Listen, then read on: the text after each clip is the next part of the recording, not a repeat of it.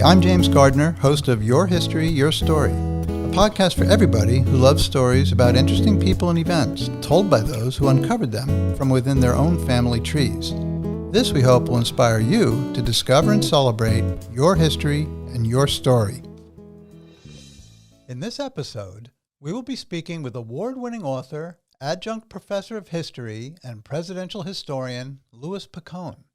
Louis, whose early interest in history was fostered by his parents through road trips to historic places, continued that tradition with his own children, often visiting the birthplaces of U.S. presidents. As a result of those visits, Louis began to develop a fascination with the lives and times of our nation's commanders-in-chief, which led him to become a teacher and writer of presidential history. I'd now like to welcome Louis Picone to our show. Welcome, Louis. Thank you, James. Thanks for having me. Well, we're really glad to have you on our show because I'll tell you what, Louis, I've mentioned this before, I think on some of my other podcasts, but I am a huge history buff and particularly a presidential history buff. Since I was a little kid, I've been fascinated with the topic. And when I found out about you and the work that you do and the books that you've written, you've become my idol. Oh, well, thank you. I appreciate that. I've got to tell my children that. Yes, please do. And also you're a New Jersey guy, so that's a good thing too. I am. Yep. Yeah. So Louis, I'd like to start off by asking you, where were you born and raised and what are your family roots? I was born in the Bronx. So I was born just a couple miles as the crow flies from Grant's tomb. But I was raised in New Jersey. I spent, ever since I was 2.5, I've been in New Jersey. And I bounced around several different areas of New Jersey. Hamilton Square, which is outside of Trenton. And then North Jersey, a couple different places. And I've been in Roxbury, New Jersey for the last 20 years or so.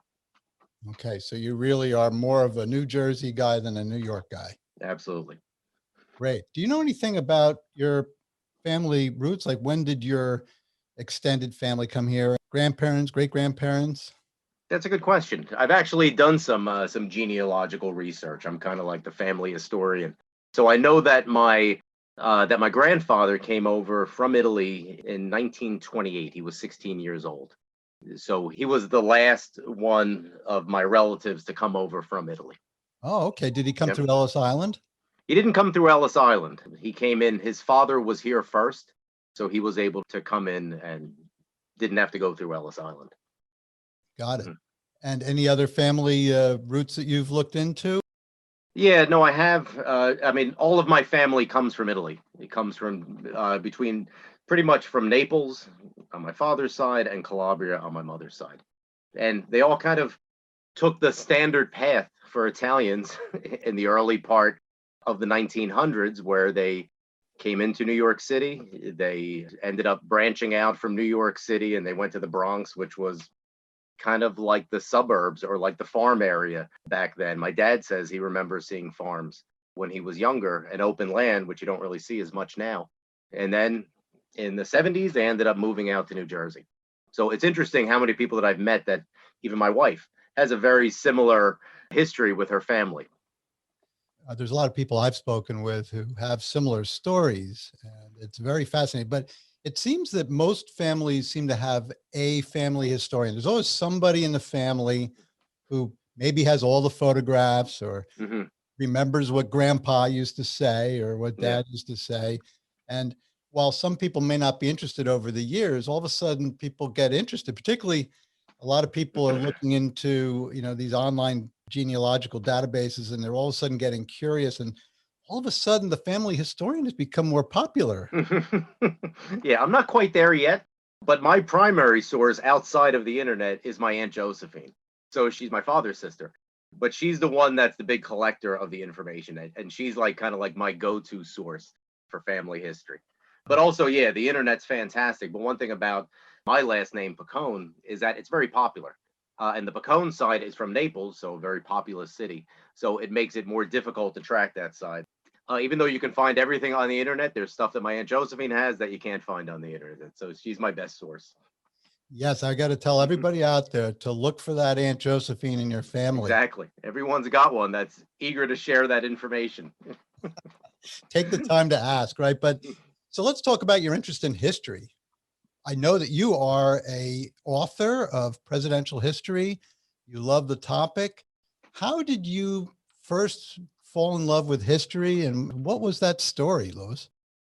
Now, I've always enjoyed history. My parents always used to throw in some historic sites on our road trips. Like I remember when we were younger, they took us to Gettysburg on the way to some amusement park. And when we went to Florida, they brought us to St. Augustine. So we needed to see the historic city before they'd bring us to Disney World. So I like to think that they planted the seeds of a very, very slow growing tree. I mean, I've always liked history, I've always liked sports history, but the presidential history, that's something that was more recent in my life. I mean, sometimes I even try to figure out, like, how did I get here? And I always like to think if Lewis today met Lewis from like 20 years ago, we wouldn't even recognize the guy. It's like, why do you know so much about the presidents? So for me, getting into presidential history, I even try to wonder myself, like, how did I get here? When I started to have children, I used to enjoy taking my children and bringing my parents on road trips. It was something I was kind of like running out of gifts to get my parents. So every like anniversary and birthday, we'd load up the minivan and I'd bring their grandchildren and I'd take them on road trips. And we started to, on the road trips, we'd go to amusement parks and we'd go to restaurants, kind of, and baseball games for the kids. But also we go to national park sites and historic sites because that's something they always brought me to. At some point, I started to realize that I've been to a bunch of presidential birthplaces. And wouldn't it be interesting to try to go to more presidential birthplaces? Just from researching the ones that I'd been to, I'd found that they kind of have like real interesting, quirky stories because presidential birthplaces are like no other sites because nobody really cares about a birthplace until the individual becomes president. So now it's like 50, 60 years later, people are going back and trying to find Lincoln's log cabin or trying to find the site where George Washington was born. And a lot of time these sites are long gone by this point. So there's this whole process of like recreating history and rebuilding the homes, or sometimes someone lives in the home because it's still a home. So there was a road trip that we took out to Louisville, Kentucky. We actually went to a Beatles festival. So I was trying to bring my son up on good music. And along the way, we went through Ohio. So I realized, hey, there's 7 presidents born in Ohio. Wouldn't it be fun to kind of like play connect the dots on the way to Louisville? And then after going to the Beatles festival, we went to Abraham Lincoln's birthplace. And I'm expecting to see this small little log cabin. And when you pull up there, you see this massive neoclassical structure that looked like it was dropped from Rome or from Greece and just placed in the foothills of Kentucky.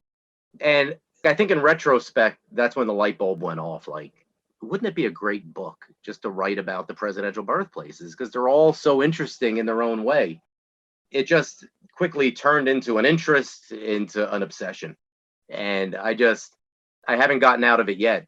I just keep almost waiting for this fad to end or whatever, this phase to end. But it's just the more that I learn about the presidents and the presidency, it just ends up wanting to learn more about United States history because they're all kind of infused together. And it's a bottomless pit, really. But that's kind of where it started. Long answer of where it started for me. How was everybody with all those stops that you had to make? My parents are great. My children, sometimes you have to bribe them. Like, like after this, we're going to get a Happy Meal. But the older they get, the less that works. And it was funny. We were on a road trip several years ago, and it was my wife and my kids, and we were in Tennessee. We got to James K. Polk's house in Tennessee, and they just mutinied on me. That was it. No more presidents. Is that enough? They would not get out of the car. Like, I got them in the home, but that was it. Ever since then, it's a struggle sometimes. Were they going to set you adrift? Yeah, that's what they were. They were going to make me walk the plank. That is so cool. Now, let me talk about your education. So did you like history in school? You know, I did like history, but it's funny. I was actually asked to go speak at my high school a couple years ago to come back for career day and talk about being an historian. And I looked back on my history grades, and they weren't anything to brag about. I won't reveal what they were. But I did enjoy history in high school and in college. I remember I took a class on Martin Luther King history, and I took World War II history in school. And I remember those classes vividly But it wasn't until later in life that I really found the passion for history that I have now. So you mentioned your parents used to take you to historical places as a kid. Did you have any mentors or anybody other than your parents who kind of fostered your interest in history and helped you increase your interest or point you in different areas of history to expose you to them? I did, after I started to write, I went back to William Patterson University to get my master's in history. So at William Patterson, I met some extraordinary professors there that really helped me focus my interest in history. So really some terrific professors there. And then after that, they asked me if I'd adjunct. So I've been teaching history there for the last 2 or 3 years as well. And I can tell you, I learned a lot from the students too, because they have such varied entry points into their interest of history. Really, I end up learning from them, hopefully, as much as they learn from me. That's great. So the education continues for you. It does. Yeah, Louis, let's talk about your writing. It's one thing to be a historian, but it's another thing to be an author and a historian, right? correct. Because you may love history, you may love learning about history, but the other thing is, how do you write history? What to you is the most important thing about writing in order to convey history to people? Interesting. One, I think to be a good writer, you need to read a lot. And the books that are in your lane, kind of like what you want to write about, if there's similar books, even if I'm writing about different historic locations, I might read books on other historic locations that are unrelated to the presidency, just to get a feel for how others have written about similar topics. I even think there's a lot of value in reading bad books, in reading poorly written books, because a lot of times I'll learn just as much from them, not to disparage any authors, and I wouldn't name any, but I've read some books that I just felt were poorly written, but I ended up learning a lot from those books too about how not to write. And honestly, every book, even if they're poorly written, there's always some good nuggets in there too that you can take away. But I mean, for the writing and the researching process, for me, is just finding the right topic that you're passionate about, because you're going to be spending a lot of time with your topic. I mean, for me, my area of interest has been places, presidential places. So my 3 books have, that's kind of been like the common thread going through the 3 books. So it's not just research and writing, but it's traveling a lot too. So find something that you're passionate about, because again, you're going to be spending a lot of hours working on a book. I guess the side benefit of that is that you get to immerse yourself in some interesting stuff as well. So you're not only researching for a book for others to enjoy, but you're also enjoying the process, I would imagine. Exactly. Exactly. It's funny. I was just telling someone today that I almost feel a little sense of sadness when a book is done, because I know that I can't research and write it anymore. I mean, and even after the book is done, if I find something interesting about Grant's tomb, I put it to the side anyway. I mean, maybe there'll be another edition, but even if not, I just like almost like you can't let go of it, because, or at least for me, because I've enjoyed writing it so much. Definitely. Now, I think this is time to bring up your books. 3 books, correct? Correct. Yep. You've authored at this point. And I'd like to just go through those 3 books and just ask you, basically, sometimes the title is sort of self-evident as far as what the Hmm. book is about, but maybe something about what inspired you to write the book, and maybe a little tidbit as far as a summary for anybody who might be interested in picking it up. Sure. Okay. I'll start with the first book, Where the Presidents Were Born: The History and Preservation of the Presidential Birthplaces. Mhm. So that one I started to talk about before, about where the genesis for that book came from. But honestly, when I started to write it, I started to find some real fascinating stories. I'd been to Washington's birthplace and I'd done research on that, and I just found this fascinating story about around the time of the bicentennial for George Washington. So that was almost as big as the bicentennial in 1976, but the bicentennial of his birth in 1932, there was just this nationwide celebration of all things Washington. There was individuals who had recreated the birthplace of George Washington, but they really didn't have much to go on. So they had built this home. It turns out just a couple years later, they were doing archaeological research, and they were digging a couple 100 feet away from the birthplace home that was billed as the actual birthplace and the actual location. So a couple years later, they were doing this archaeological dig, and they found the birthplace of George Washington. So one, they realized that the birthplace that everyone was coming to see wasn't at the right location. And then they realized from the footprint that it didn't look the same either. But what ended up was done under the National Park Service, they just ended up literally and figuratively burying the evidence. And it wasn't until like 30 some years later that they ended up going public with the fact that the George Washington birthplace that everyone's been visiting for the last 30 years isn't really the George Washington birthplace. So when I started writing the book, that was one of the first birthplaces that I'd been to. And just from going there, I wanted to learn more. And that's kind of where I got the full story that you don't get when you go to actually see the site. And it kind of became this hobby, and I started writing. But first, I wasn't convinced that there would be interesting stories for many of the presidential birthplaces. So I started writing. I wasn't convinced that it can turn into a book, and I didn't even really tell anyone that I was writing. I was probably writing for several months before I even told my wife that I was writing a book, because I didn't want to tell people I was writing a book and then abandon it and then just have people ask me about it and have to admit that I just abandoned it. But what I found is that so many of these birthplaces have these fascinating stories. So it took me about that Ohio road trip that I was talking about. That was 2008. And it took me about 3 or 4 years of writing before it actually became a book and was published in 2012. That sounds like an interesting book. And when you talked about George Washington's birthplace and the archaeological dig that uncovered the real birth, I mean, that stuff just fascinates me. It just sounds great. I really, really would love to read that book. And I think that's the next one on my list. Excellent. I hope you Well, enjoy it. I'm sure I will. The second one, this sounds really cool. This sounds weird, but it's cool. The President is Dead: The Extraordinary Stories of the Presidential Deaths, Final Days, Burials, and Beyond. Tell us about that one, Lewis. Yeah. So after writing about the birthplaces, it definitely kind of seemed like a natural follow up. And everyone kept asking me, oh, you're going to write about their graves next. You're going to write about their deaths next. I never set out to write The President is Dead and to write about their deaths. But when I was doing research on the birthplaces, I'd find so many tidbits and fascinating stories, but they weren't about the birthplaces. They might be about Monticello, where Thomas Jefferson died and where he's buried. So I kind of filed them away. I'm like, oh, these are pretty interesting, but they're not really going to help me out right now. But you had the material to seed your second book. Yep.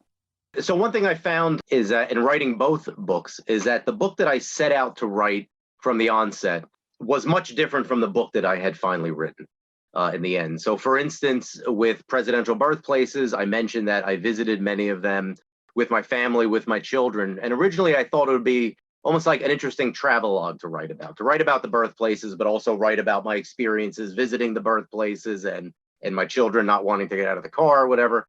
But what I'd found is that one, I didn't really have 44, 45 wonderful stories about visiting the birthplaces, but also that the stories of the birthplaces, that's what was really fascinating, because almost every one of them kind of had this interesting, quirky history. Even if they were just signs on the side of the road, they had fascinating histories. And then for my second book, I had that same metamorphosis, where originally I was going to focus more on the places. I was going to write about all the graves of the presidents, and I was going to write about the places where they died.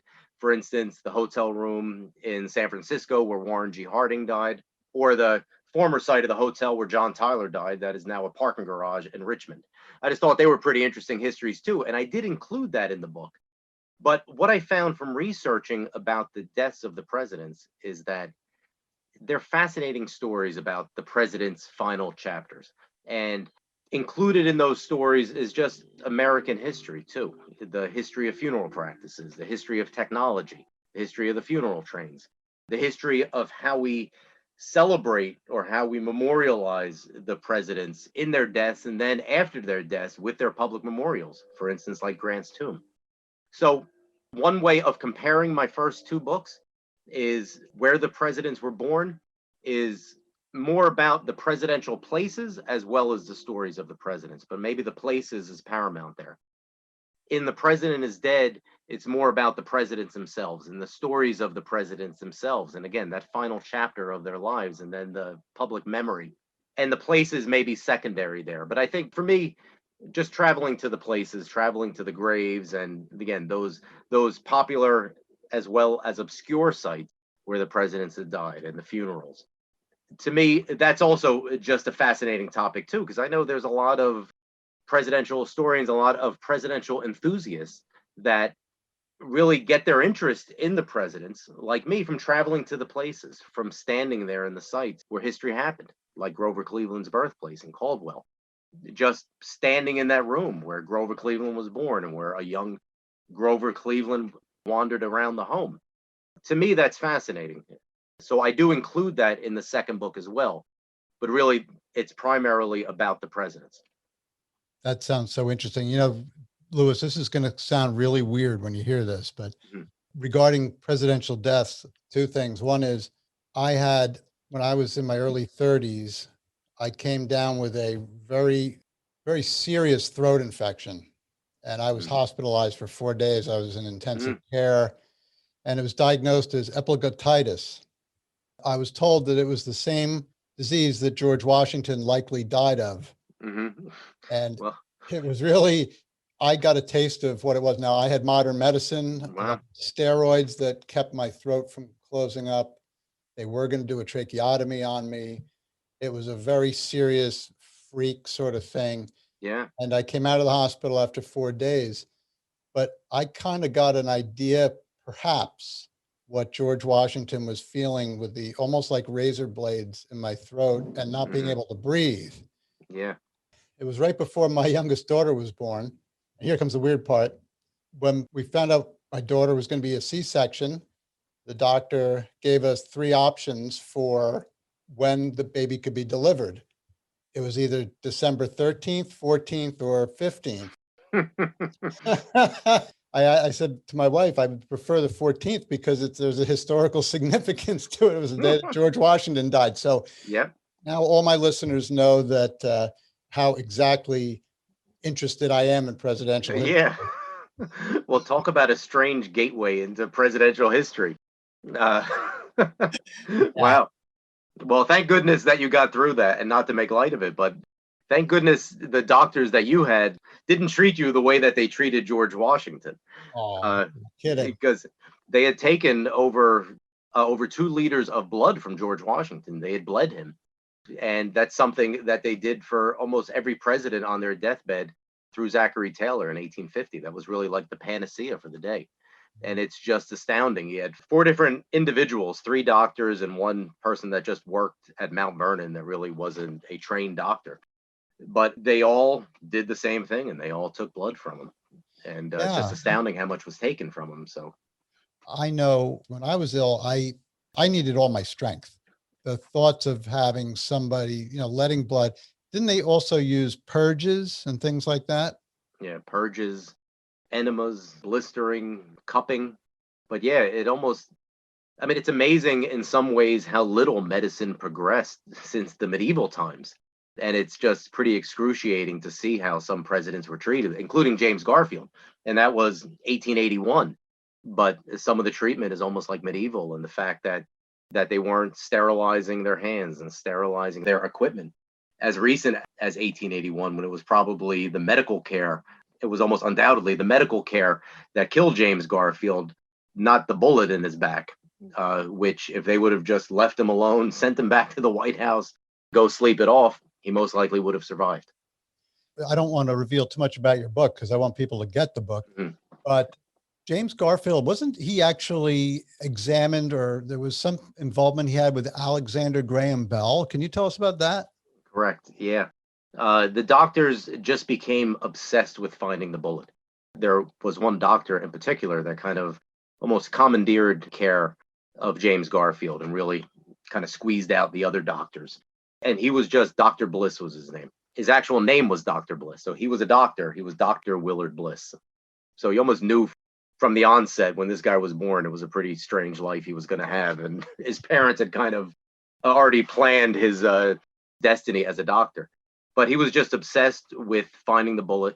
and he was prodding and poking at James Garfield's back, and it was infection that had killed him.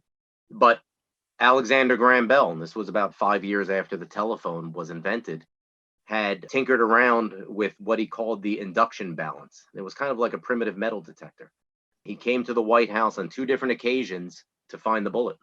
First time he was walking in there and almost like on the steps of the White House, he was still tinkering with the invention because it really wasn't ready for prime time yet. So he couldn't find anything. And then later on, he realized that he probably ended up screwing something up in that last minute adjustment. The second time he was called back to the White House and the machine was just buzzing all over the place. It turns out that another modern invention was kind of screwing up the results, and that was the metal coiled mattresses. Oh no. So it was invented right around the same time that James Garfield had died. And yeah, so the two different times that he came there was really no results. And the doctors continued to prod and poke and convinced that turns out they were looking on the wrong side of the body anyway, but they just ravaged James Garfield with infection. And then he became the first president to die in New Jersey. And to think that's 82 years after George Washington died, and George Washington was basically killed by those who were trying to cure him. Yeah. And the same goes with James Garfield. Yeah. Lewis, your most recent book, Grant's Tomb, The Epic Death of Ulysses S. Grant and the Making of an American Pantheon. This is the book that I have read recently, and it is fantastic. It is a great read. I couldn't stop listening to it. I got the audio version. It was really an in-depth, well-researched, well-written book, and I just thank you for writing it. Oh, well, Yeah. Thank you for your kind words. I appreciate it. Yeah. Tell us about what inspired you to write a book about Grant's tomb. And other than the obvious, what is it really about? Mm-hmm. Well, the one thing that I found which really piqued my interest is when I would talk to people about Grant's tomb, even people from New York City, where Grant's tomb is located. Almost inevitably, I'd say almost 7, 8 times out of 10, all people knew about Grant's tomb was the line, well, who's buried in Grant's tomb?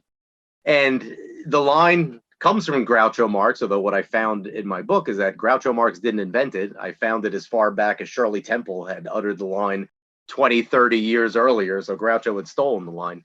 But it became so ingrained in people's consciousness that that's all they knew about Grant's tomb. And now, 70 years after Groucho Marx first uttered the line, what I found is that so many people don't even realize it's a Groucho Marx joke. They would ask me seriously, well, who's buried in Grant's tomb? Because they thought someone else was buried in Grant's tomb. There's plenty of people from New York City that I know that didn't even realize that Grant's tomb was in New York City. So you have the fact that this tomb has basically been lost to public memory. Compare that to the fact that when Ulysses S. Grant died, he was probably the most popular man in America, if not the world, because after he had been president, he spent 2.5 years traveling the world. He was all through Europe. He went to Africa. He went all through Asia. Everywhere he went, he was treated as almost like royalty, like a global celebrity. So when Grant died, he was perhaps the most popular man in the world. And the adoration was unparalleled. He was perhaps the one figure that was beloved by people both in the North and the South, because he died 1885, 20 years after the Civil War. The country is still greatly divided. So he has the largest single funeral event in New York City up until that time in American history. It took 12 years to build, and it's a fascinating story about the building of Grant's tomb because it almost didn't happen. And it's a very dramatic story, and I was fascinated by the story of it. But Grant's tomb is the largest tomb in American history, the largest tomb before or since. There's nothing like it. Bigger than Abraham Lincoln's tomb, bigger than James Garfield's tomb, bigger than any other tomb in North America in history. And it's been largely lost from public memory. So I touched upon it in my second book, but I knew then that there's a lot more to this story. And another reason why I was so interested in it, because I mentioned that my parents took us to all these different historic sites. So the other fascinating part of the story for me is that, like I mentioned, I was born in New York City. I was born in the Bronx. and really just a couple miles as the crow flies from Grant's tomb. And I'd mentioned when I was growing up, my parents would take us to different historic sites. But Grant's tomb was never a place that they would take us to. In the mid 70s, it was, quite frankly, a dangerous site. It was in Riverside Park. It still is in Riverside Park, but it was really at that time, it was more popular with gang members and criminals and homeless and prostitutes and vandals than it was with tourists. Very few people were brave enough to go visit Grant's tomb during that time. And really, all of New York City was much more dangerous than it is now. Crime rates had risen, and that's one thing that I did in my book, is that I kind of paralleled murder rates with visitation, how they would go in opposite directions. As murder rates went up, and it was almost like a perfect parallel, visitation rates would go down for obvious reasons. And Grant's tomb, located on the outskirts of Harlem, really suffered, the area suffered disproportionately to the rising crime rates and the rest of the city. And so I just found that chapter of the story fascinating. For about 30 years, it was a site that not too many people went to, and you can see why it was really lost from public consciousness. Now, I'll also parallel the story of Grant's tomb, what I do in my book, and what I just find fascinating, how much they kind of go in lockstep with each other, is the popularity of Grant's tomb with Grant's reputation. Right. Because Grant's reputation kind of went on this roller coaster ride too. When you associate Grant's reputation with the rise of the lost cause ideology that kind of reframed the Civil War as a righteous war fought by the South for the Southern way of life and for states' rights, and really where it wasn't about slavery. As that ideology took hold first in the South and then really predominant throughout the country, Robert E. Lee's reputation goes up and Confederate monuments start to get built, and Ulysses S. Grant's reputation goes down in opposing direction to, at some point, or by the mid 50s, when Groucho Marx had uttered his joke, and when you first start to read about reports of gang violence near Grant's tomb, Grant's reputation was really almost rock bottom by that point. And Harry Truman, who was president at the time, called him the worst president in American history. And it's just fascinating how Grant's reputation stays in the crater as Grant's tomb is too. You know, I went to Grant's tomb, I think in the late 70s. Some of my friends and I were in the city, and You were one of the brave ones. I was one of the brave. It was like, oh, I said, I got to go to Grant's tomb. I got to go to Grant's tomb. They said, all right, James, let's go. So we went, and I remember stepping over beer cans, and I remember graffiti, and, you know, we went into the tomb, but I didn't feel too safe when I was there, put it that way. Yeah. Yeah, I can imagine. I almost wish that my parents did take me there so I could have seen it firsthand. But the newspaper reports at the time were just like, reporters were stumbling over each other to be the most lurid in reporting about it. They write about the whiskey bottles and the crack vials and the graffiti and the stench, because there wasn't any public restroom around there, and you had homeless people that were using the tomb as shelter. And the busted out, burnt out cars that had littered all of New York City in the 70s, but especially in that area outside of Harlem, it was a pretty dangerous site. Like you said, it really wasn't safe. And then, kind of like the happy ending of the story, is that in the mid 90s, things began to change. And I write about this individual, Frank Scaturo, who was probably done more in all of the places that I've researched about the presidents, and I've researched hundreds in writing my book and in other areas of interest. I've never seen a private individual do so much to save a presidential site from almost certain doom, because there was congressional efforts really that were led by politicians in Illinois to relocate the body of Grant and his wife Julia to Illinois, which is where he lived. It was one of the sites that Grant had mentioned for burial, because New York City and the National Park Service was doing such a poor job in caring for it. So it was very possible that Grant's tomb might no longer be in New York City if it wasn't for Frank Scaturo. And he was just a young college student that was always interested in the presidency. It was always fascinated with Grant as well. And he had grown up at the time when Grant's reputation, very few people really appreciated Grant, but he did. and he just happened to go to Columbia Law School almost by providence, because he didn't go for the fact that it was near Grant's tomb, but obviously he started to gravitate towards the location. I won't go through the whole story of it. You can read the book, but it's just, if it wasn't for Frank Scaturo and this one person's efforts, very likely Grant's tomb would have a much different history than it does now. And as Grant's tomb started to rebound, so did Grant's reputation.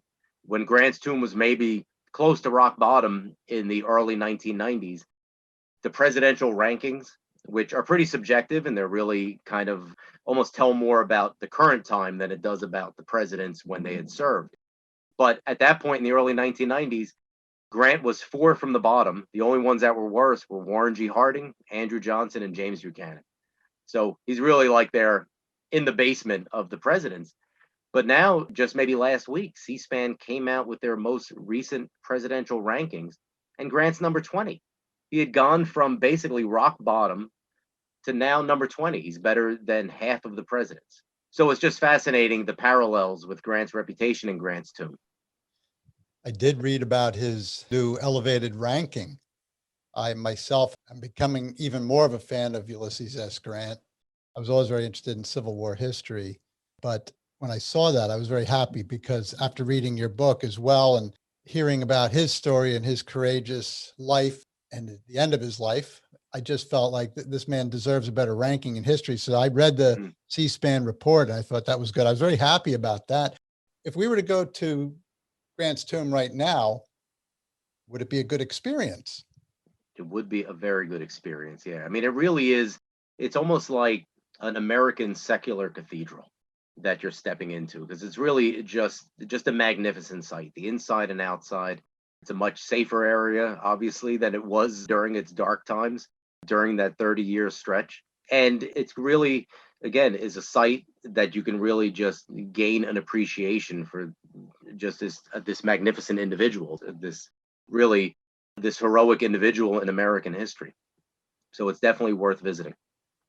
One thing that I found too that is really just so rewarding for me is just hearing from folks that have read the book, and people just have contacted me either from my website or on social media and just told me how much they enjoyed the book, and now they've either gone to visit the site or they've put it on their list to go visit Grant's tomb now that they know the full history of it. Well, I'm going back and I don't have to worry about tripping over beer cans this time. Yep. It'd be a much different experience than it was back in the 70s. Yeah.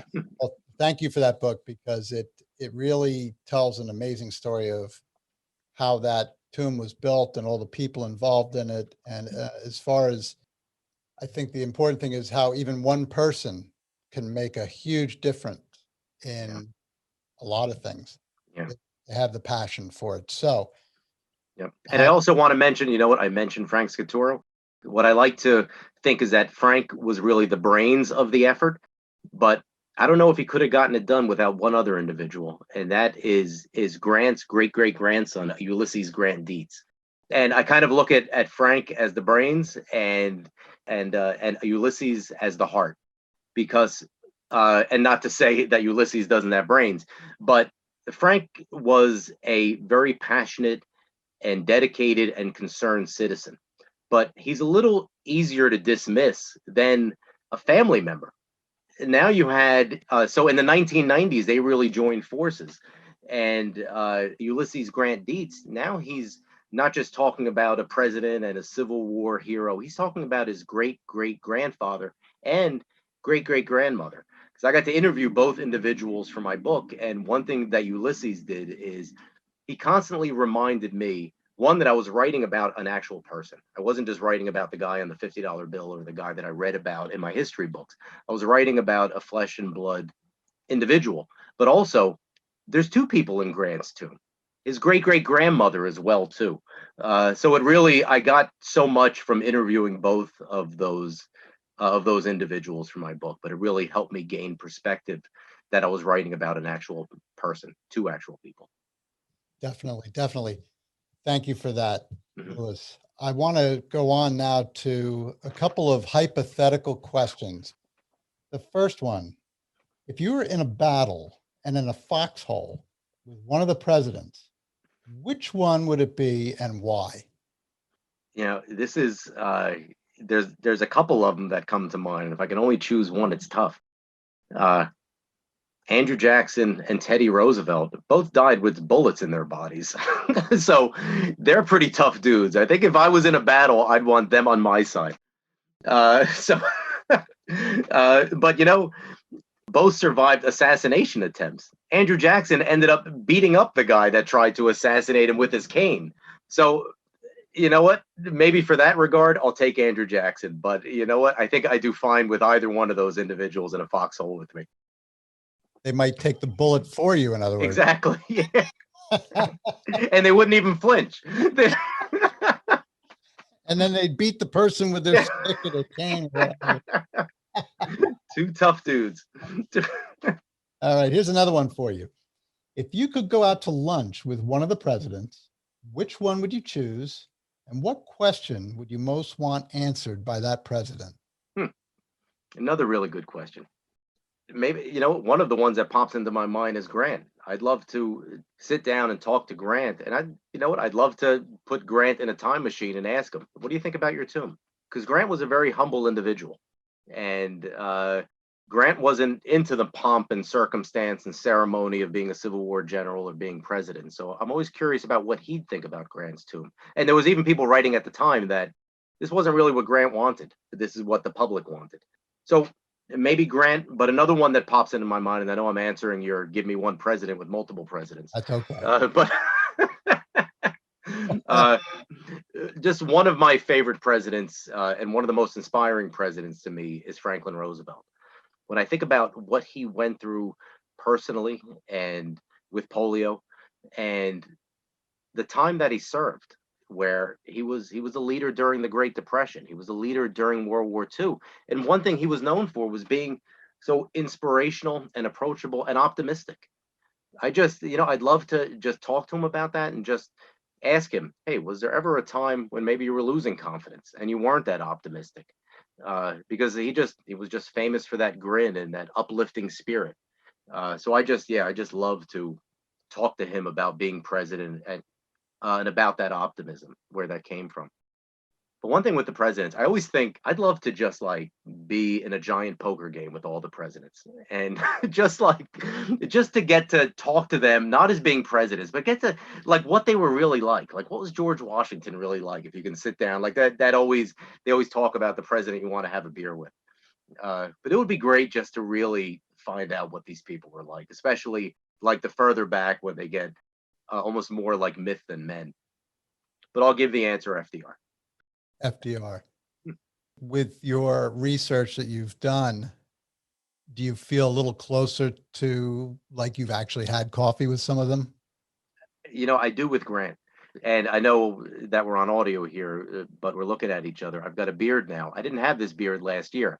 So part of it was with COVID, but also I almost feel like I was starting to channel Grant. But it definitely just because in writing about Grant's tomb, I had to research so much about Grant, because it really is, it's a story of people too, not just the building, the actual tomb.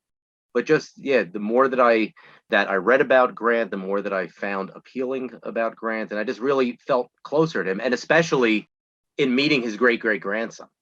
That really just kind of made a connection to me with Grant that I don't think I would have been able to have had not I met him. Ulysses Grant Dietz is a great guy. Actually, I have done a podcast interview with him, and he tells a great story, and he's an amazing guy. Yeah, really is. I had the opportunity to speak with him several times on the phone, and then we just got to meet pretty recently out in Missouri. We were both out there for this very interesting festival. So we got to meet in person, and it was just terrific to spend time with him.